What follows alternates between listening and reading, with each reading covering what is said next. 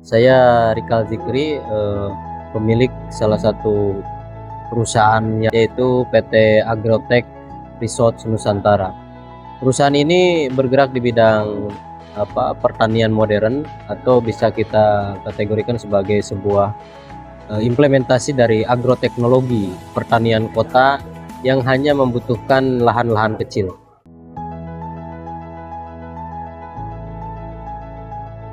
Jadi begini, kolaborasi itu memang harus penting antara kolaborasi pemerintah juga petani, dan komunikasinya harus dua arah. Jadi pemerintah langsung ke petani, tidak ada pengantar komunikasi. Jadi tidak ada calo-calo antar pemerintah dan petani gitu. Harus dua arah memang itu. Pertama itu, kedua memang harus gotong royong, ta'awanu 'alal birri wat taqwa wala ta'awanu 'alal itsmi wal udwan. Prinsipnya itu, saling menolong dalam kebaikan. Pemerintah menolong modal terhadap petani, petani juga menolong pemerintah dalam hal devisa gitu. Kolaborasi sangat penting gitu loh antara pemerintah dan juga petani. Itu harus ada komunikasi dua arah, penyuluhnya yang jelas, dan juga tidak ada pemain di situ, tidak ada calo, tidak ada yang lain-lain, murni untuk membantu petani. Ini saya yakin swasembada pangan itu dalam jangka waktu setahun 2 tahun itu akan cepat realisasi gitu. Nah itu pertama, kolaborasi yang sangat penting itu.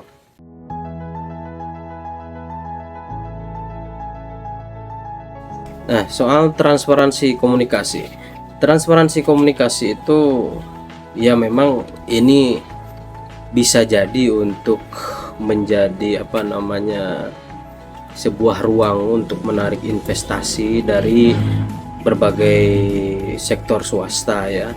Ini boleh juga, ini sangat istilahnya sangat berpotensi untuk menarik investasi dari luar gitu. Ya bagaimanapun kita butuh contoh ya. Contoh misalkan yang di Malaka Jaya itu ada sebuah RT namanya Pak Taufik. Dia berhasil membangun komunitas di ruang lingkup RT-nya, komunitas ya semacam RT hijau atau apa gitu. Nah itu bagus, dia memanfaatkan selokan untuk menjadi bioflok tadi, untuk menjadi kolam lele, terus memanfaatkan air tada hujan untuk kebutuhan hidroponik dan lain sebagainya, sehingga di gang-gang RT-nya itu hijau dan lain sebagainya. Nah ini bisa menarik investasi dari luar juga, karena di situ ada perputaran ekonomi gitu. Jadi kalau sistemnya seperti yang saya bicarakan tadi, saling menguntungkan, itu pasti dilirik oleh investasi gitu kan, akan dilirik. Tapi kalau sistemnya hanya penyaluran uang dari pemerintah ke dapur, dihabis-habiskan untuk beli dapur dan lain sebagainya, saya kira itu tidak akan mengundang investasi dari luar. Nah ini yang saya garis bawahi. Jadi inovasi-inovasi di masyarakat itu tidak akan pernah berhenti. Soal pertanian itu saya yakin masyarakat Indonesia itu pintar kok, sangat pintar. Nah ini menurut saya ya, biarkan masyarakat berkreasi, tapi harus tetap kita awasi.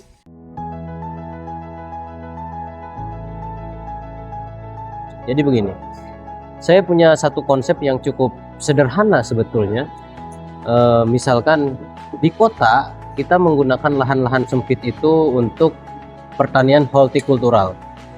Pertanian hortikultural itu adalah semacam pertanian yang lebih mengedepankan tanaman-tanaman yang mudah tumbuh dan tidak terlalu repot secara penanaman.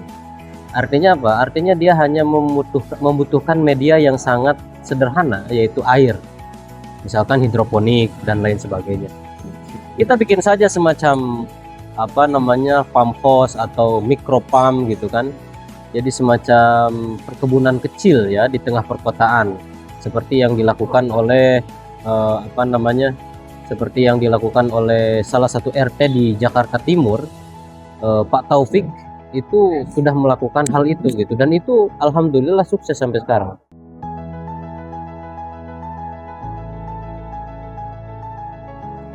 Ada satu cara yang cukup menarik yang Ya memang membutuhkan biaya yang cukup ya, karena di sini kita menggunakan teknologi gitu. Jadi kita atur bagaimana cara mengirigasikan air itu.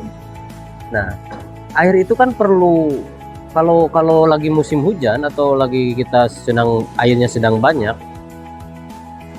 volume airnya sedang banyak, kita boleh menyiram tanaman dan lain sebagainya itu dengan cara yang ya menghambur-hamburkan air lah, oke lah, boleh. Tapi kalau pada musim kemarau kita ada semacam sistem irigasi tetes. Jadi irigasi tetes itu difokuskan air itu terhadap akar gitu loh, bukan di daun tapi di akar. Nah, ini kalau hidroponik kan memang hidro ya, basicnya adalah hidro, adalah air gitu. Jadi kalau hidroponik tidak membutuhkan penyiraman. Tapi kalau misalkan bercocok tanam biasa menggunakan media tanah, itu pasti perlu penyiraman air. Nah, semacam di perkebunan, kalau di daerah saya itu di Tasikmalaya itu sekarang lagi banyak musim orang-orang itu menanam durian. Nah, sistem penyiraman durian itu pada musim kemarau mereka menggunakan sistem irigasi tetes melalui selang-selang yang disambungkan ke setiap pohon dari satu sumber air, dan sumber air itu diambil dari semacam kolam tada hujan yang cukup besar, terus diirigasikan ke tanaman-tanaman di sekitar. Begitu juga misalkan salah satu contoh yang dikembangkan di pesantren teman saya di Pangandaran itu, santri menanam melon dalam sebuah greenhouse. Nah, sistem penyiramannya itu dan penyaluran pensuplaian vitamin untuk tanaman itu menggunakan sistem irigasi tetes. Jadi itu hanya tidak membutuhkan air yang begitu banyak. Makanya ketika musim kemarau tiba, solusi inilah yang digunakan oleh para petani.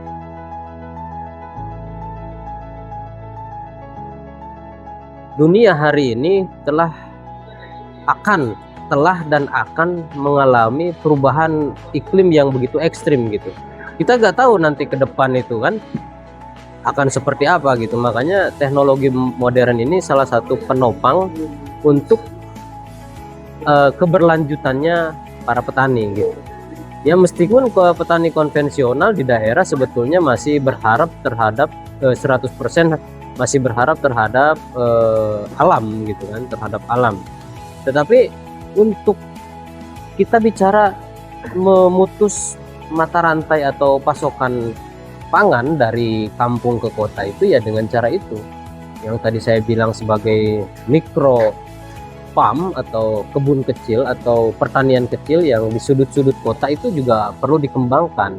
Misalkan katakanlah satu RT itu ada satu greenhouse atau satu RT yang mana RT di perkotaan itu seluruh di trotoarnya itu ya, bukan trotoar ya, kalau RT kan sudah jalan kecil ya, tapi sebelah jalan-jalannya itu ada pengembangan hidroponik atau pengembangan tanaman-tanaman, atau juga saluran airnya digunakan untuk penanaman atau peternakan lele gitu kan. Nah, itu bisa menjadi solusi bagi masyarakat perkotaan untuk memutus rantai pasok dari daerah, supaya apa?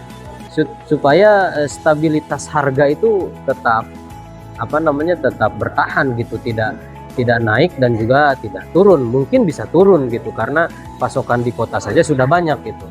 Nah, ini ada dua hal sebetulnya. Katakanlah misalkan kebijakan pemerintah untuk pertanian yang bahan pokok seperti jagung, beras, dan tanaman-tanaman yang pokok lainnya, kelapa dan lain sebagainya, bolehlah itu dikatakan ditanam di wilayah atau di daerah, di kampung gitu. Tetapi untuk tanaman yang sifatnya hortikultural yang sekiranya mudah ditanam, itu sangat bisa dan sangat memungkinkan untuk ditanam di perkotaan. dan itu akan menjadi pasokan baru bagi masyarakat kota.